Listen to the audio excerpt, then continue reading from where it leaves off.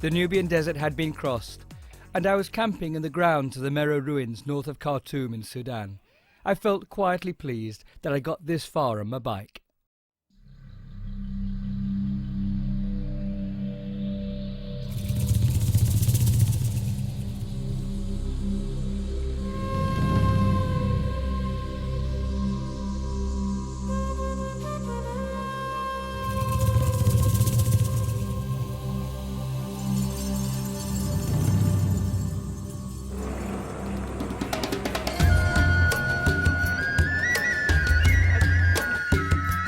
The River Nile is the longest in the world, and alongside its irrigated banks there exists a flurry of life at its most colourful. I was still journeying south and took a ferry across the river to Dongola.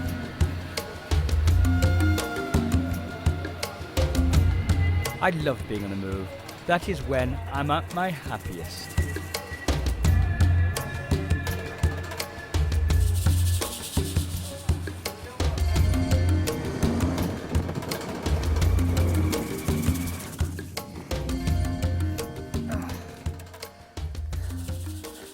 Oh. When you're out here in the middle of nowhere, and that's not quite true because this is actually nowhere, this is somewhere, and you're not necessarily in the middle of it, you could be on the edge of it for what it matters. But we certainly are in a vast area where there is not an awful lot, and there's no RAC to save you, there's no motoring services, there's no water, there's no gas stations, there's no food, and there's no traffic. There's nothing really, to be honest, but I've found something very useful, which I think would be particularly useful, which I've seen in the desert. And this is what I've been looking for, and every chap needs them, and they grow in great profusion in the Nubian desert.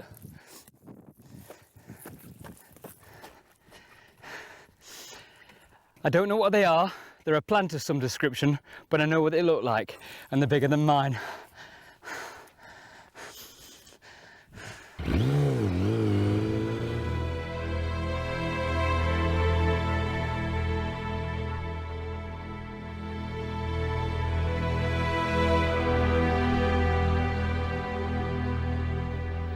Out here, you see only an ocean of land over which your life has to cross.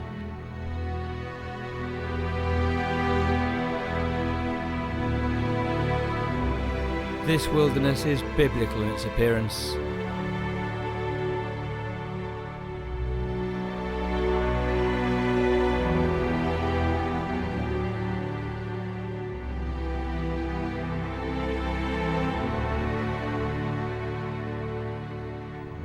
Also here is a simplicity extended to every action, and even camels needed watering. Nomads had congregated their herd and were busy pulling up water from a well dug deeply into the desert. In the absence of any ground supply, historically this water point would have nurtured whole trains of pack animals on their passage across the sands. The contrast to modern life in Khartoum could not have been more stark.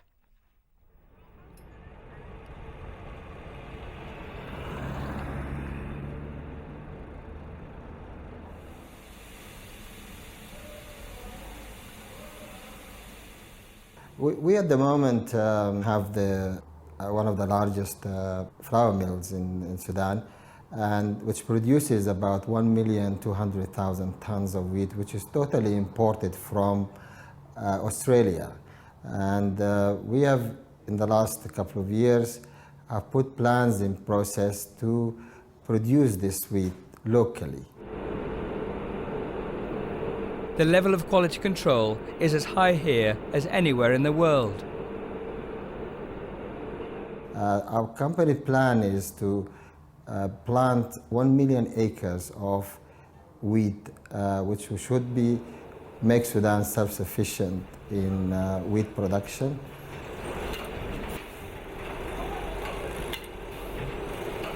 Like all automated processes, the technical know-how needed to keep the assembly line functioning was high. And yet, the view I had of a desert people was not this. For me, the desert is a symbol of solitude, a sign that man's interference is at its weakest. Through this project, we hope that Wadi Halfa will come back again and become the great city that it used to be, and at the same time produce food for the rest of Sudan.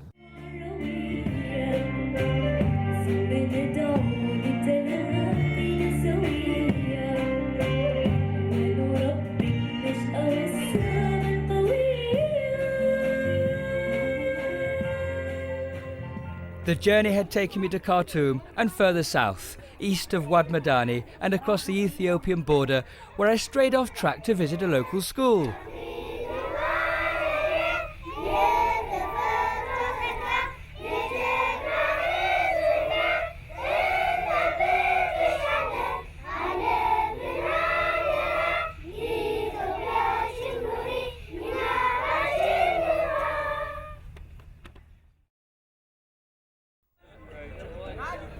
On the western edges of Ethiopia, there are few gas stations.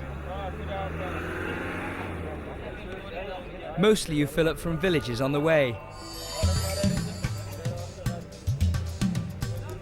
I was heading for Gondor, one of the prettiest and most affluent of all Ethiopian cities, and once the country's capital. Later that day, I was to meet one of the local guides.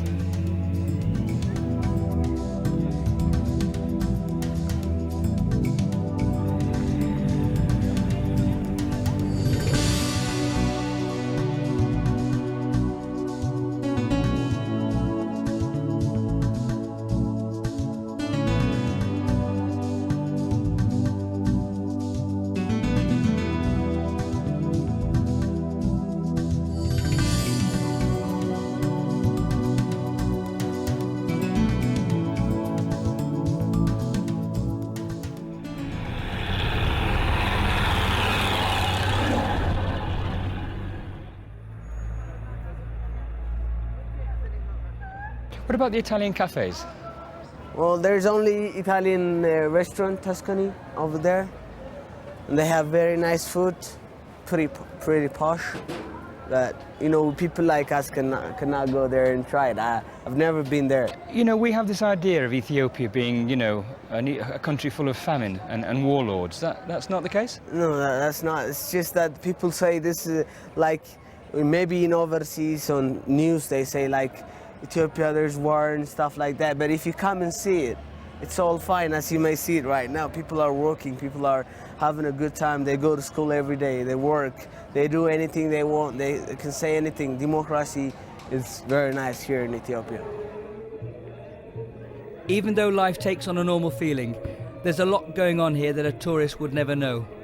Culturally diverse, The complexities of life here and her people are both what makes this country interesting. Ethiopia for me is traditional, historic, and really beautiful and proud country for me. Ethiopia is really great, important country of the world, I think, of the traditions and the religious things. It's really amazing country, and for me, Ethiopia is amazing for me. Gondor is one of the hotspots of Christianity.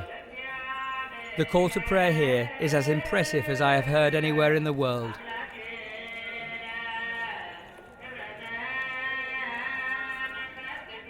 Ladies in white shawls would dedicate their Sundays. Unlike the lads who played football. Most of them like Ronaldo, Cristiano Ronaldo, Ronnie. Some of them used to like Henry, but he moved to Barcelona, so they don't like him anymore. But most of the people here in Ethiopia, they all support Manchester United. That's what they like. Ethiopians believe their country is the birthplace of coffee. Native trees first grew in ancient Abyssinia in an area called Kaffa, which may as well be the root word for coffee. Coffee accounts for 60% of Ethiopia's earnings, employing 1 in 4 of the working population. And I met a coffee worker who took me home and introduced me to Mum to make me a cuppa.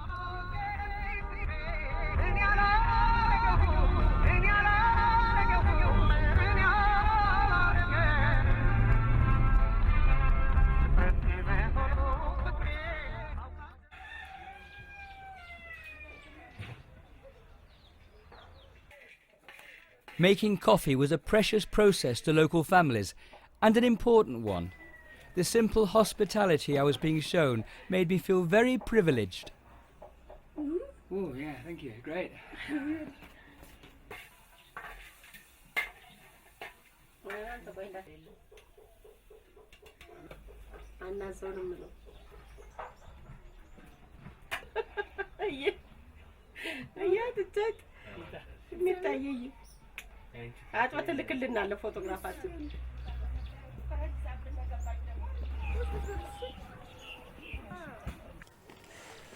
Thank you, thank you, thank you. Great.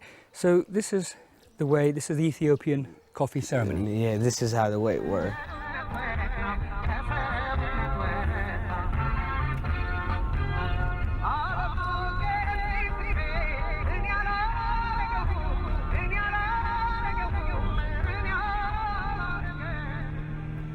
Once again, I set off on the road.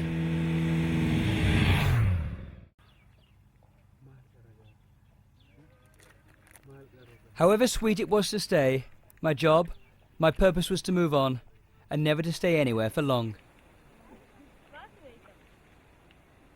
My view of life was what I saw from the road.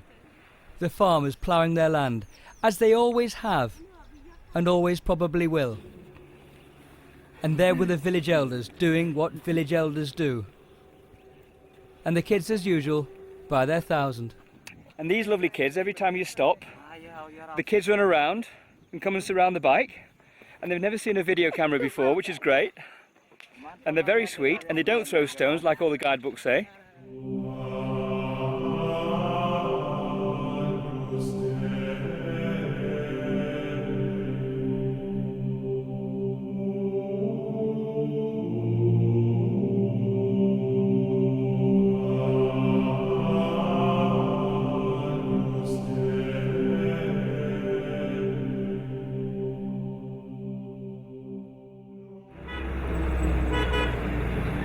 Addis Ababa, a lovely place but difficult to get to know in such a short time. There's a saying, when it's dark enough, you can see the stars.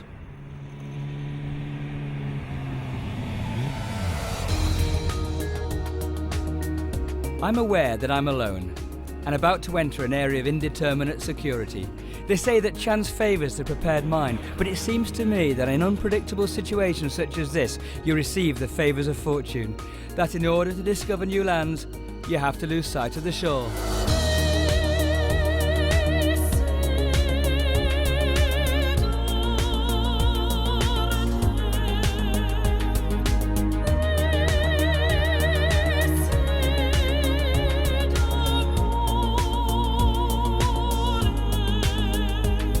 lot of water in the mist. I'm on the tops in very southern Ethiopia, 100 kilometers away from the Ethiopian-Kenyan border, and the rains haven't fallen yet, and there is a drought anticipated. But driving conditions are fairly difficult, and I'm about to, once I cross the border, enter the desert region of northern Kenya.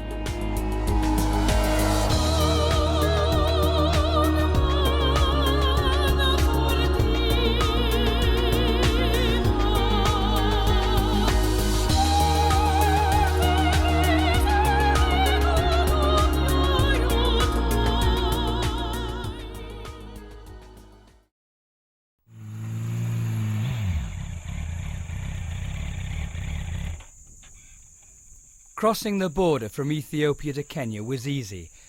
It was the next bit of the journey that made me nervous. The Dida Galgalu Desert from Moyale to Isiolo had a fearsome reputation for the severity of its track, something which my R1 was poorly equipped to cross. Got everything I want. I've got some bread, and I bought an onion and 3 tomatoes from the Kenyan side of Moyale. All I could buy really, but this will last me until the next 250 kilometers on this road, and the road's not proving to be too bad. I imagine it to be worse, and the travellers' tales were that it was a lot worse, but it's not. You go where the donkeys go. The footfall softens the edge of the track, and the corrugations are usually in the middle, which where the heavy trucks go, and there isn't that much traffic, so the corrugations are quite slight anyway, so it's quite good. The track looked formidable, and you know, out here it's worth being reminded that there is no one else around, just me.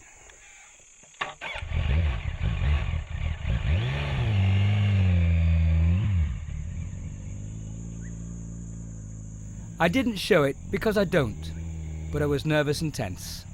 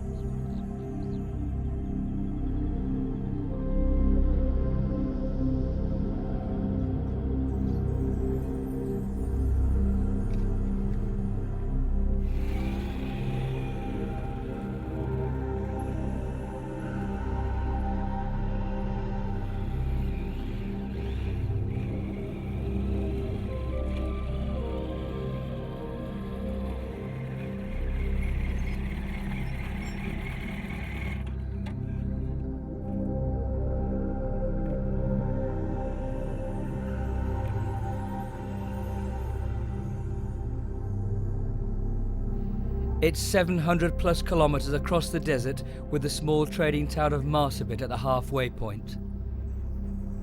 Halfway to there is an even smaller settlement of Turbi, where I was told I must rest for the night. The road was not soft, but unforgiving in the way sharp stones threatened to rip out the walls of my tires. This is not a journey to be complacent about. This is the worst bit of road I've ever ridden on. It's even worse than the Nubian Desert. The Nubian Desert looks more dramatic because you can see all the loam and the sand and the dust. But this is just hard rock and small little boulders, just strewn all over the place. It's just making riding really hard. I don't know how the tyres are going to stand it, but they're doing very well so far. But, you know, I'll be surprised if they make it to the end of the day without being completely destroyed. I don't mind a puncture, but it's just if the tread gets ripped, then I can't repair it. But I've got a spare set of tyres which I can put on somewhere else. But it's not much fun, but there we are. This is the Trans-African Highway. It's the only route down this side of Africa, the east side of Africa.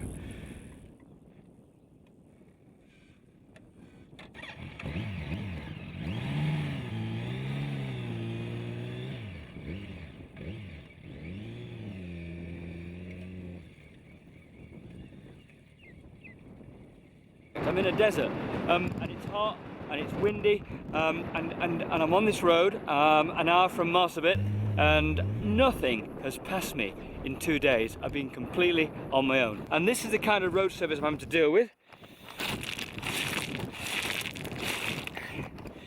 It's just, you know, I'm not complaining, but it is a bit of a tough one, this one. It's just not what I expected. Rumours of tribal issues sparking off failed to materialise. Nevertheless, it seemed reasonable to hide away and rest. In a perverse way, I was enjoying the toughness of the challenge. I knew in my heart it was a journey I had to do.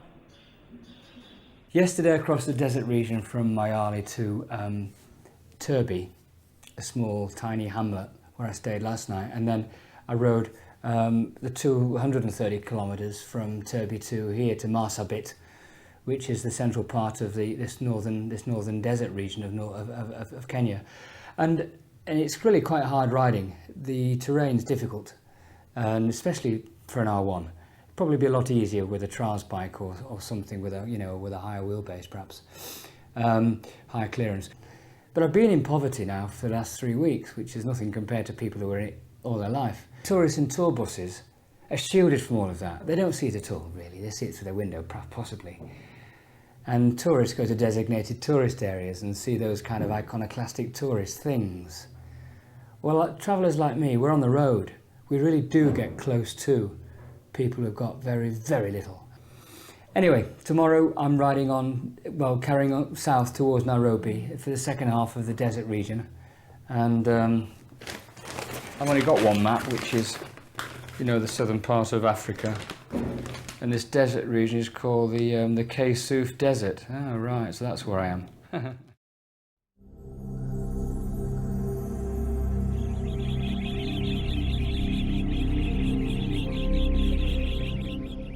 Good. This is my third day in the desert in northern Kenya, and the road from Marsabit to Isiolo is better, although it's not great.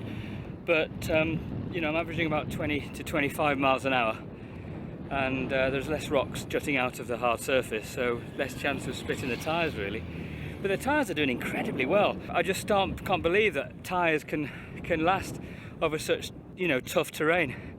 But I've got Conti road attacks, and I'm getting a lot of mileage out of them. And this must be the most extreme road test that you can probably give a motorbike tyre. They seem to be working quite well. And although this stuff is quite good, we've got loam here. There, that's fine. It seemed to be all right here with loam. It's all right. But the tyres seem to be fine. It's the Trans-African Highway, and it must be one of the toughest roads in the world. There's corrugations, rocks, sharp stones. I don't know. I'm just kind of enjoying it. It's great.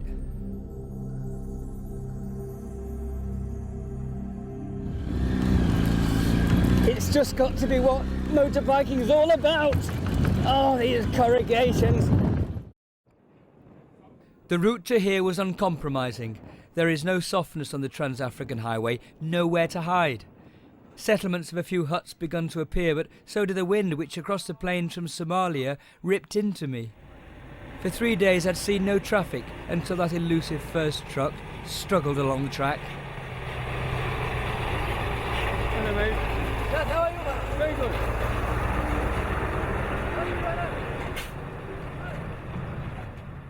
That's the first truck I've seen all day, and the way they get up the road is by weaving from one side to the other, trying to avoid the corrugations wherever they can. And they're just travelling at about 10 miles an hour, creating so much dust. There we are. We've just met this bloke here, and he's got a spear. What's your name? Yeah. What's your name? You've got a fly in your nose. Hang on, here you go. That's it. Yeah. Yeah. So he's got a spear. Look, he's got a spear there. Where's your spear? That's it. And that's what you do. You look after goats, don't you? Mm-hmm. I know you don't speak any English, and I know I'm taking the mickey, but you're a good lad. So there we are. Let's have a look at you, because you're a true tribal person, aren't you, in Kenya? Yeah. And I'm a bit of an idiot on a motorbike. So where we are. Anyway, let's have a look. Here we go. 1, 2, 3. There we go. Yep, this is true tribal person in Kenya. standing by my round the world bike, my YZF R1. And here's another bloke I've just met, and he's just stepped out of the bush, haven't you, mate? And do you speak any English? No, No, there we are. I don't speak Swahili. Swahili. Yeah, well, I Yes. know. Pleased to meet you. Yeah. You know, I don't get a conversation all day. Yeah? I've got a fast motorbike. It's an R1, this bike. Yes. Yeah, and it goes at 180 miles an hour. It goes to 0 to 60 in 3 seconds. Yeah. And I can't even get to 60 miles an hour on these roads. Yes. You know, the roads are so bad. Yeah. You know what I mean? Yeah, Yeah. exactly. It's like, it's got 180 odd brake horsepower, Yeah. this bike. Yeah. And I don't know what it is in goat terms. It's probably about 400 goats. How many goats have you got? Goes. Yeah, a lot of goats. Well, it's like 400 goats You. anyway. Yeah, you. Goes. Goats. 100. 100 goats. Yes. Well, that's, if you tied all those goats together, I reckon that's nearly as fast as this bike.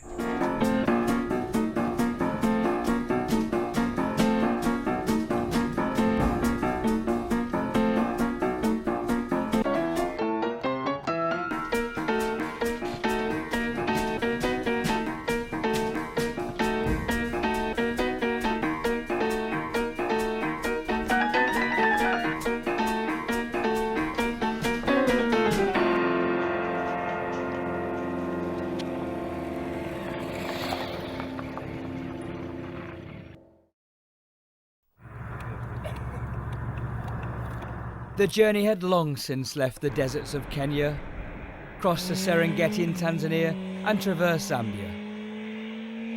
The roads were open and largely free of people, and it felt good to ride a bike as it was meant to be ridden. After a few days, I rode into the town of Livingstone, where I was to visit one of the continent's most iconic natural phenomena, Victoria Falls.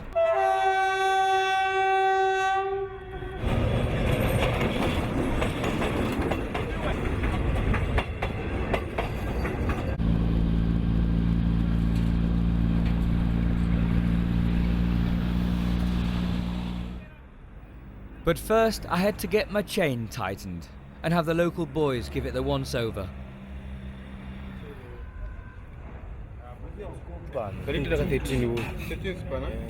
Manje hapa Potenga leta 13 na 12.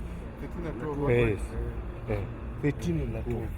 So ulitoka 13 na 12. I did get a bit nervous, but to be fair, they hadn't seen a bike like this before, except on the telly.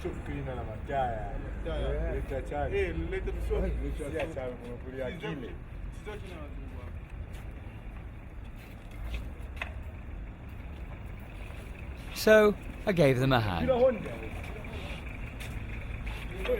And what they couldn't fix, they decided to wash, which was kind of kind.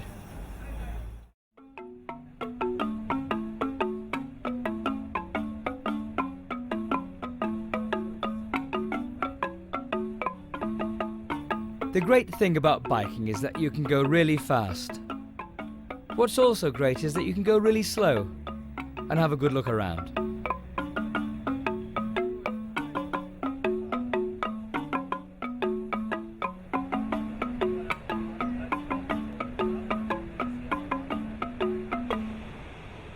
Victoria Falls is about, we'll start with the length of the falls. It's about 1.7 kilometers in length, and that's about 110 meters deep. When David Livingstone came to Livingstone first, he walked up and got to Kalai Island where he met the locals of this place, and that helped him paddle down to Livingstone Island. That's where he first saw the falls. And David Livingstone is the first white guy to stand by the falls and have a look at it.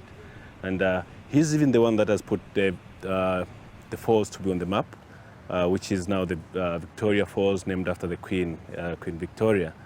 Yeah, initially he came upstream from Kazungula, and he was coming down paddling with his people, and he got to Kalai Island, which is about 10 kilometers upstream from here, where he met the Tokalayas, the people of this area, that advised him not to just go down the falls alone. He needed help, of which he did very well, accepted. They put him on a mukoro, which is a dugout canoe, and they paddled him downstream up to Livingstone Island, the other tip of the island, which is the northern tip of that island, of which they walked up to the top and the lip of the falls, where this time that island is called David Livingstone Island.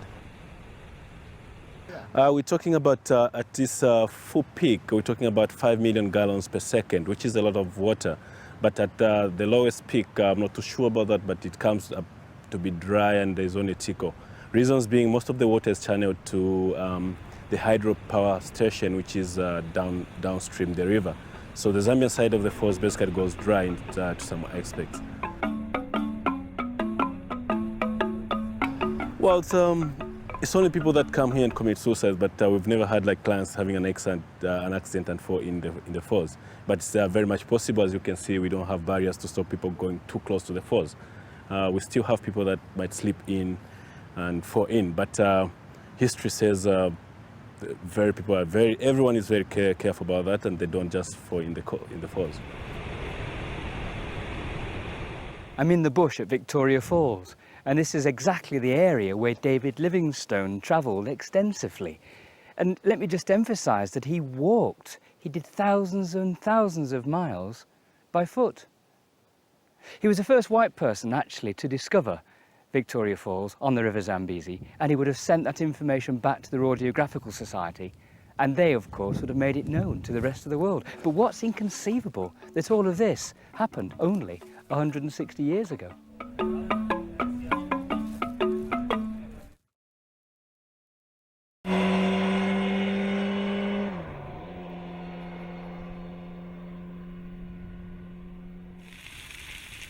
On the road to Grootfontein, a bushfire broke out, suddenly crackling into another space and dying down as fast.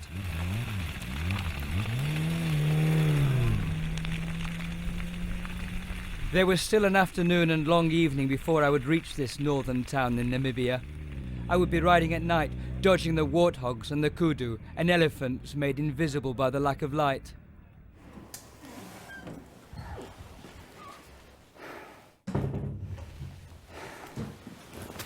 That was a ride. 800 kilometres from Katima to Grootfontein. It's you against the night almost. It's you against the animals. I can't see them, but I know that they can see me. They're watching all right. It's up to them which way they twist and turn, whether they decide to run away or just panic and run in front of you. And that's it, game over. The journey's finished. It's not going to go any further.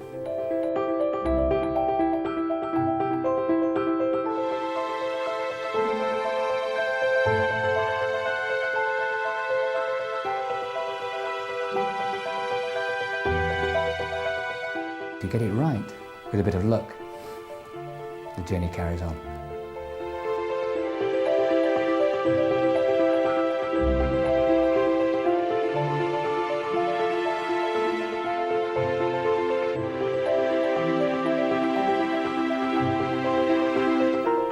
Back into Namibia, back across the day, back across the night. Who knows where sometimes. All I know, it keeps on going, and it hasn't yet stopped.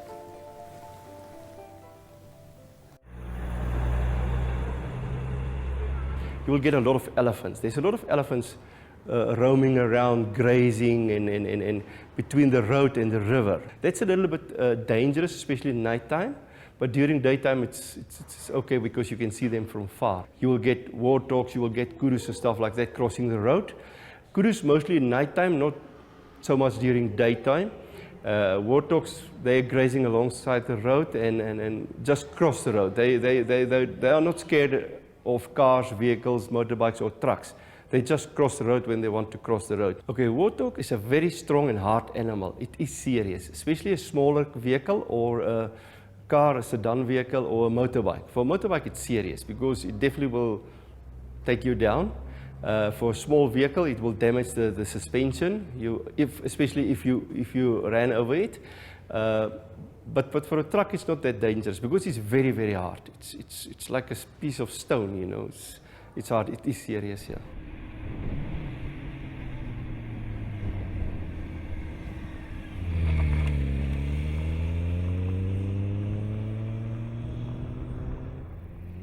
There was something I wanted to see, and also I just needed to get off the main highway. 15% of this journey would be off-road, and even though I was on an R1, I didn't care. It had 2 wheels, a seat and handlebars, didn't it? So what's the problem? And next to some bloke's washing was a big lump of iron. So this is it, the world's largest meteorite, which fell in Namibia 80,000 years ago. And it's 80 tons, and the constitution is 83% iron and 16% nickel. It's a very dense metallic piece of rock, if you can call it a piece of rock. Yeah, very interesting. There's only so many things you can do to make a meteorite look interesting, but yeah, I guess it was nice to see.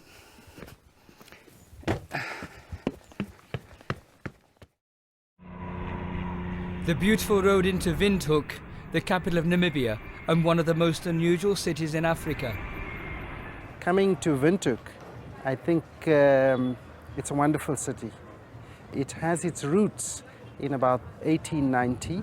The name Windhoek comes from the South African settlers who came to then Southwest Africa, and it was named after a mountain range in South Africa called the Tulbag, situated in the Tulbag area called Winterhoek. In 1990, when the first democratic dispensation took place, this city has grown tremendously in the last 18 years. It's one of the most, in fact, I would like to think the cleanest city in Africa. It's very cosmopolitan in nature. You have Germans, you have Afrikaners, you have South Africans, you have Indians, and you have, of course, the local people living and working together. And one of the great assets of Windhoek is the fact that it is one of the most politically stable countries in Africa. The other interesting fact about Windhoek is that it is situated in a dormant volcano, 80 kilometers by 40 kilometers in breadth.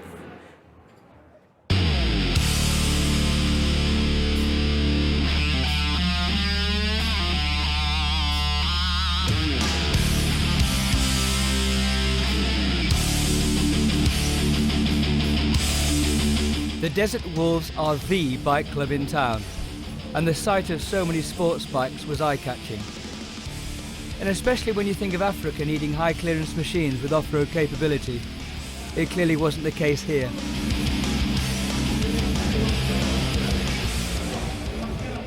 I think Namibia is one of only a few countries in the world where probably you can go on your bike flat out for kilometers and kilometers and kilometers, just to enjoy the technology, the feel of the bike, the roar of your engine. The feeling of knowing, you know, I can go as fast as I want, I can go as slow as I want. It's safe to do it. And I think that's the beauty. There's no hustle and bustle. There's no, you know, okay, 50 or 100 Ks down the road, there's, you know, a truck or something going to come in the road. So, and you know, you control it. It's all in your hand. The wind, you know, everything just has a different sound to it. You know, you can sing to yourself. You speak to yourself. Oh, what am I going to do when we get to the border or whatever it is? But yeah, I think that's what it is to most Namibians, or thinking about if you're going to Cape Town, if you're going to Johannesburg. Those are the actually only places that we really travel to from Namibia. For me, that's what I enjoy about me, my bike, and open spaces.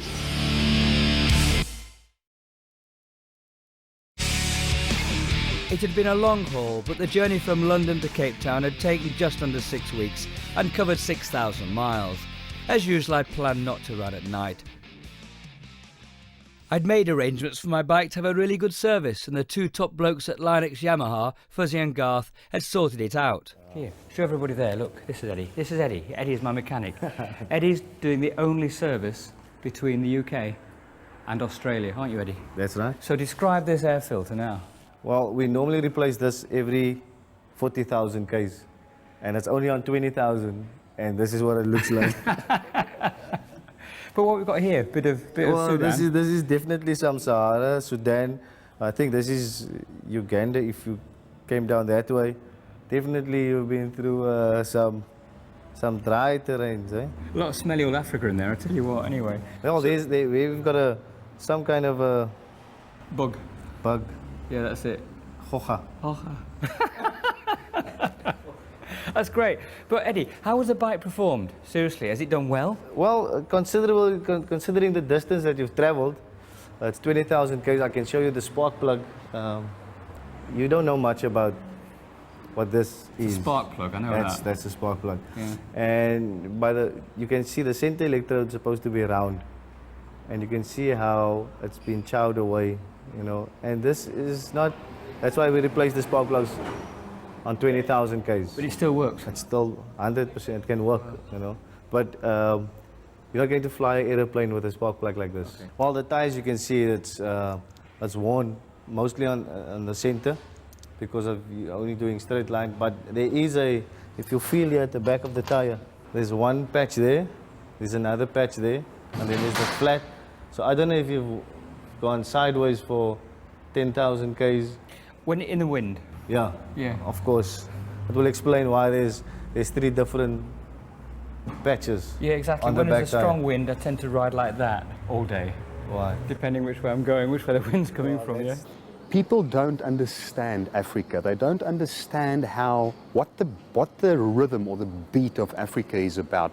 And it is difficult if you haven't spent time out here, if you haven't been born here. It makes it different to be living out here. Understand the cultural differences, how we interact with each other, how we deal with each other, and how we sometimes misunderstand each other. Gavin is a biker who runs tours here and in Namibia, and it was interesting to find out what it was that riding meant to him. And I'm constantly looking around me to try and pick up and see that elusive oryx standing in the desert or maybe under a tree, spot some zebra in the middle of nowhere, and also be on the lookout for a springbok or a herd of springbok that might be crossing the road, which I'm not aware of, because sometimes they can be right next to you and you're not aware of that.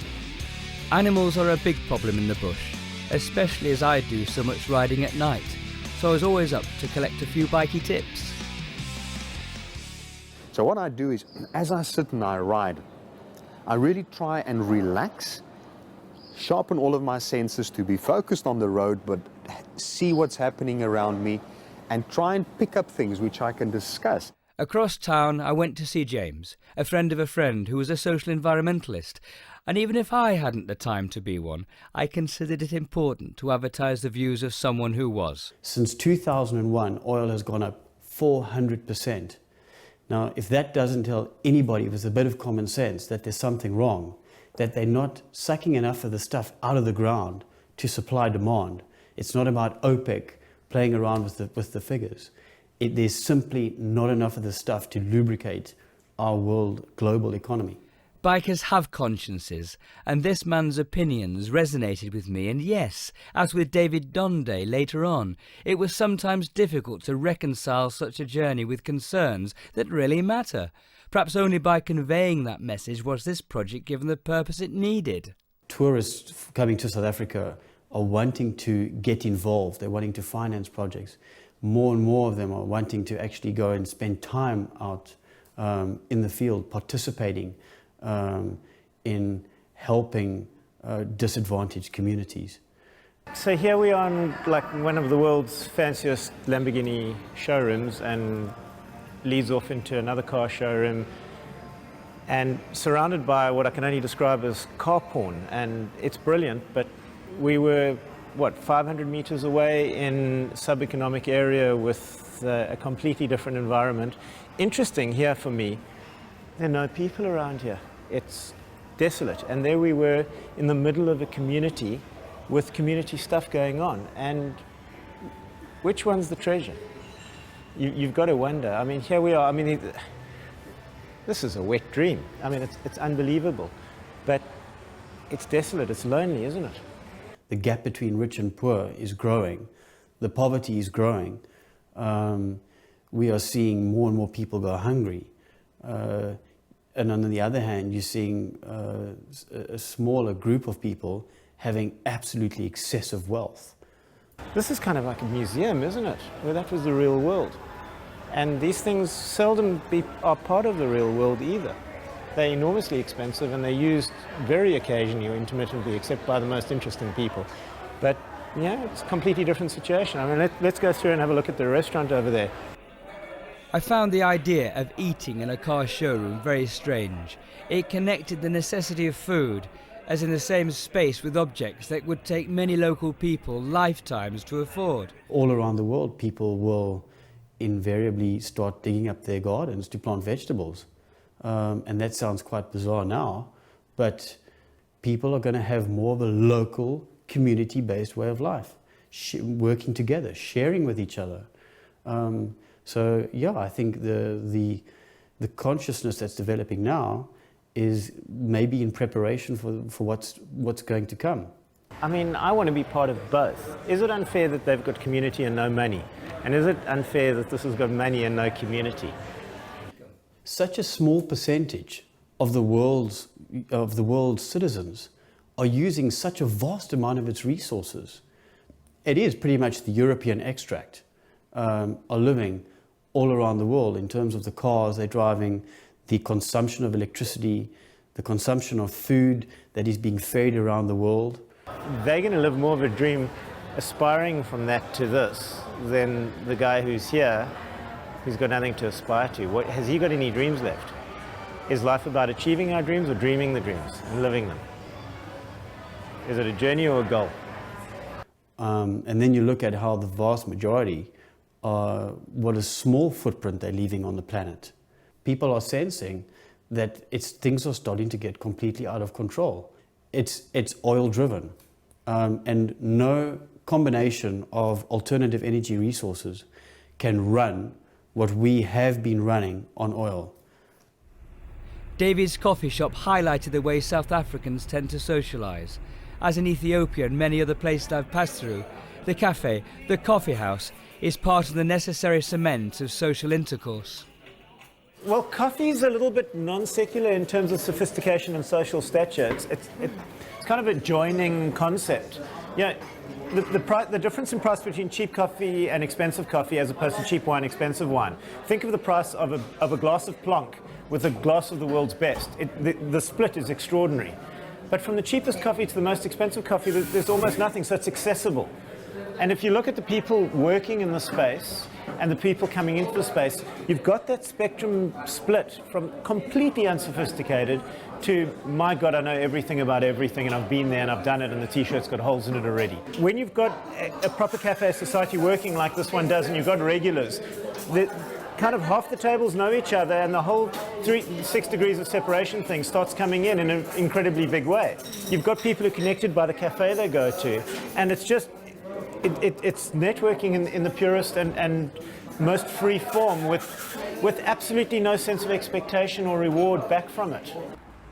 I would never have thought that you would be able to come down through Africa on an R1. But I mean, with the technology that this bike has, it's got the slipper clutch, it has the fly-by-wire, it has the adjustable air intake throttles, you know, and the technology that's in this bike is not designed for coming down Africa. Put it on the racetrack, and you'll have a winner. But doing a round trip around the world, definitely not. But the fact that you came down Africa, I think that's the harshest conditions that you're going to go through. The bike is in a good nick. It's dirty, but you rode in here, and you're definitely going to ride out of here.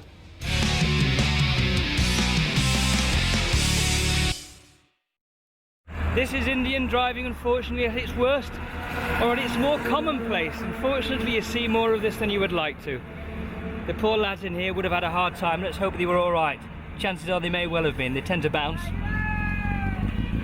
The road to Udaipur was equally hectic, but you know, as you ducked and dived and tucked in your elbows, I kind of liked it like that. It gave you something to think about.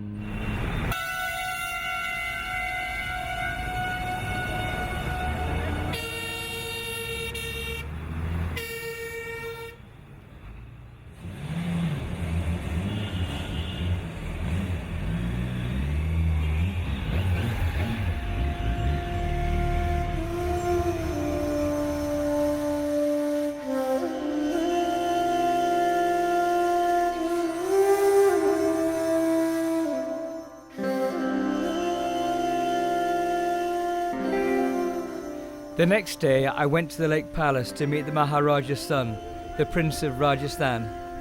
The eyes are looking at this part of the world, but so saying that the contribution towards environment in terms of destruction is only about 5%. If there was to be a change of thinking, it had to be from the top. Royal families in India were becoming increasingly aware of their social responsibilities. Well, that's one step forward to be able to obviously be sensitive towards our nature and to experiment if that is something that could be taken forward.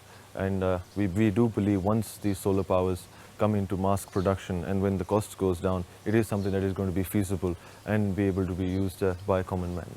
Short and sweet, I think where the hub of oil is I think where the solution would also lie. But so saying that, we should all kind of work towards finding something which is an alternate means which is going to be affordable by mankind and probably pave our way forward from there. In terms that I don't want to answer a question with another question, but is progress bad? Is that what we're trying to say, that should India and China not develop? But I think everybody has a right to progress. World is progressing in that way, and I think this is a perfect opportunity for countries in a developing state to be able to go forward. It wasn't unreasonable for a journey like this to touch on environmental issues. Soon I made it to Delhi and spoke to Arun, the boss of NewsX, a major player in Indian media. It's on its way to becoming one of the most powerful countries in the world, and the reason is that some of its weaknesses that were there before, still about 15 years ago, like we used to talk about the problem of population, shortages of essential commodities, so all that has gradually changed.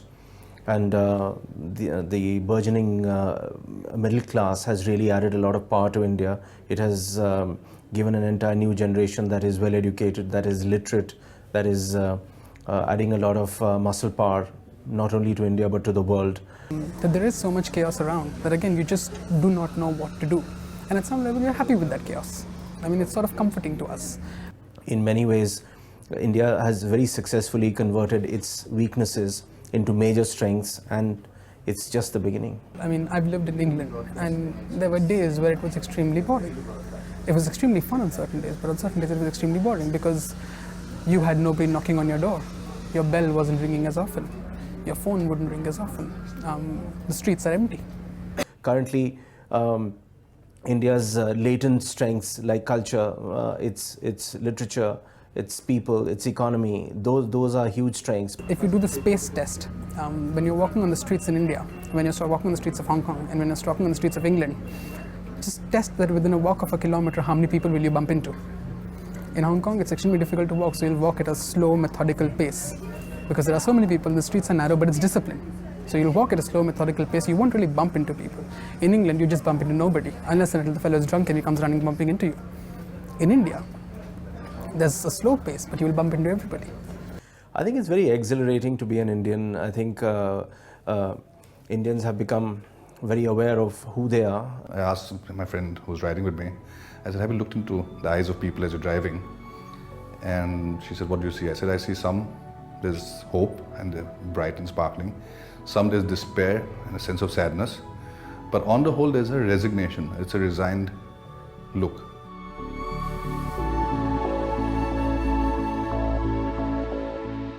I think another 50 years also won't do it for this country because of the sense of indiscipline we have over here.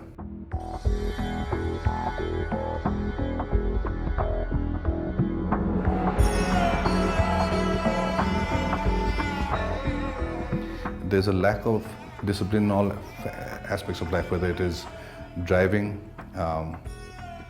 maintaining schedules, timelines, being responsible for the actions. Maybe it's the upbringing, maybe it's expecting somebody else, or maybe it's being a fatalist that whatever has happened is preordained.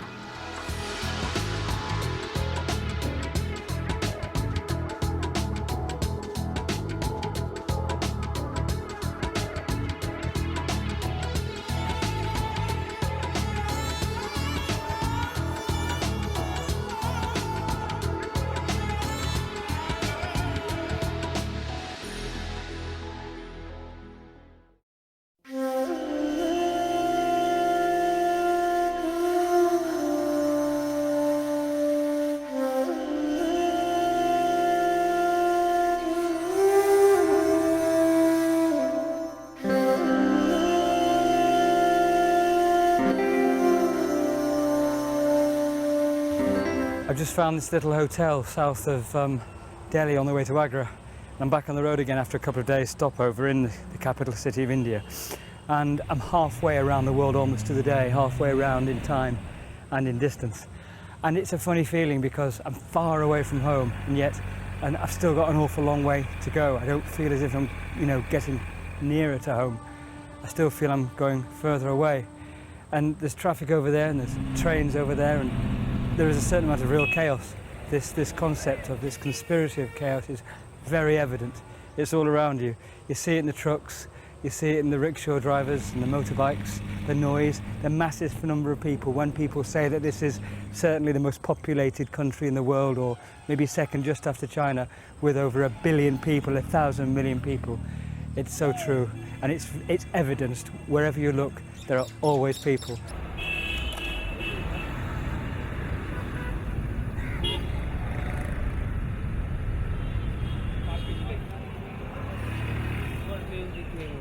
Wherever you try and give yourself 5 minutes just to yourself, a moment of privacy, it's something that, with great respect, Indians just don't seem to have any concept, because why should they?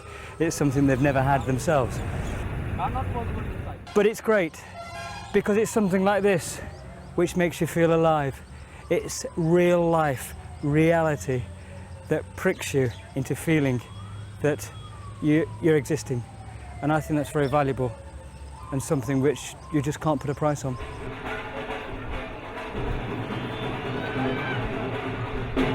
And in all of this chaos, you feel a sense of calm. I don't know why, but I feel everything slowing down, that you're kind of meditating or having to meditate, or your mind is going into an inner peace, or there's something which is kind of slowing down, and so that it's all okay, and because it has to be.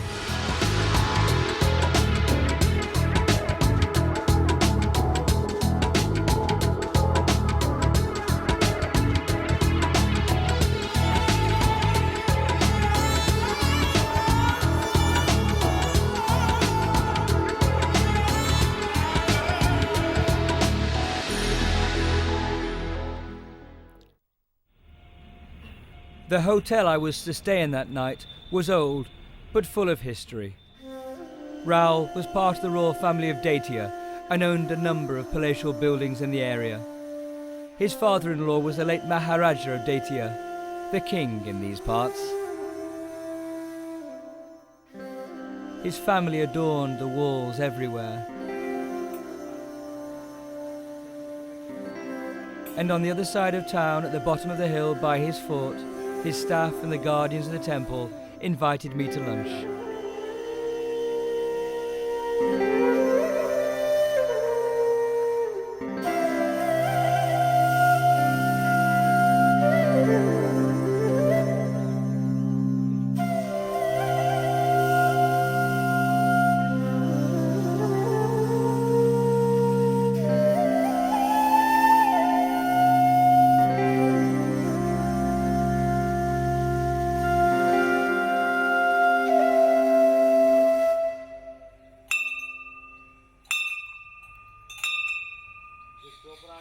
Tulsi is like a plant which we worship that plant, and in the village you will get each and every house Tulsi.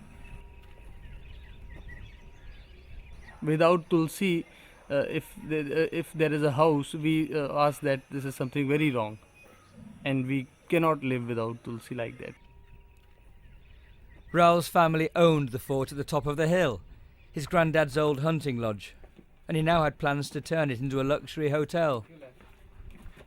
So now I am the son-in-law from the royal family, and I'm looking after these things. And I used to stay in Delhi, but these things forced me to come back. My grandfather, you can say great-grandfather, they used to come here for hunting, and they used to kill the tiger,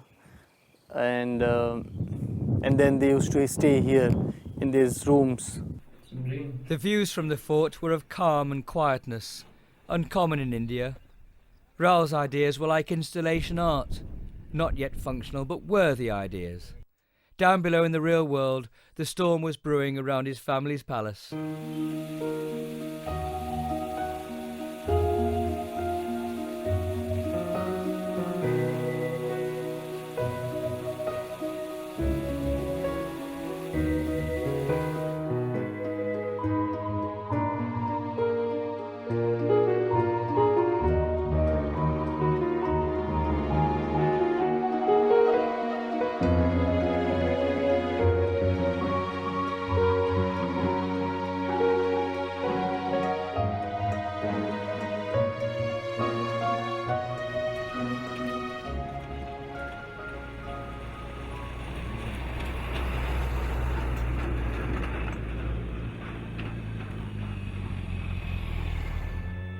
On the road to Bangalore, many strange things had presented themselves, things you could only see in India.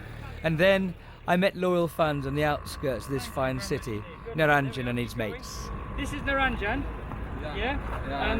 And all the guys here, and I've just arrived in Bangalore, so after 4 hard days down from Delhi, and these boys are going to look after me for 2 nights before I go on to Chennai and Calcutta, so it's great. Long live India. India is great. Yo! Thank you. That's it. Go. To know how to ride bike in India or in a Bangalore, you'll definitely ride bike anywhere in the world. Anywhere in the world, that I can tell you. Because here you have roads, we don't have a lane system. So people come from your left, right, front, back, all the directions. So you have to be very conscious when you're riding. You have to be more concentrated towards your ride.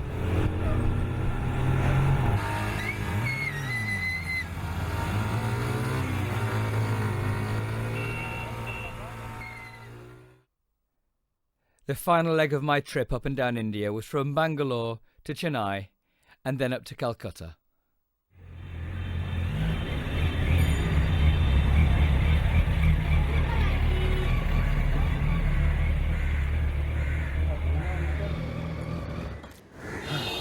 Oh. 815 miles in 27 hours across India. Phew, that's better than when I was doing my record-breaking ride a few years ago. My endurance riding is definitely getting better as I get older. Well, it's nice to know that's not the only thing that's improving with age.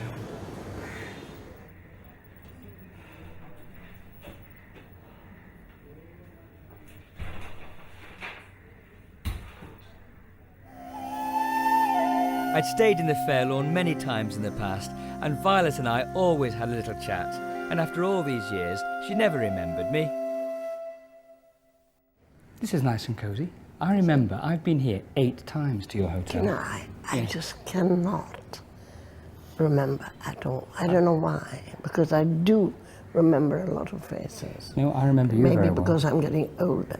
No, not at all. The mind is getting a bit frayed. Fine, you're an icon. The hotel is incredibly famous. It is one of the highlights of my trip to India, to stay at the Fairlawn in Well, Calcutta. it's been a great pleasure having you. I remember Ted, you know, your husband. He was a super chap, and we used to sit on your balcony. We had gin and tonics. Yes, that's right. I've ended a lot of my journeys here. Do you? Oh, That's I great. and I cycle around the world, a motorbike around the world.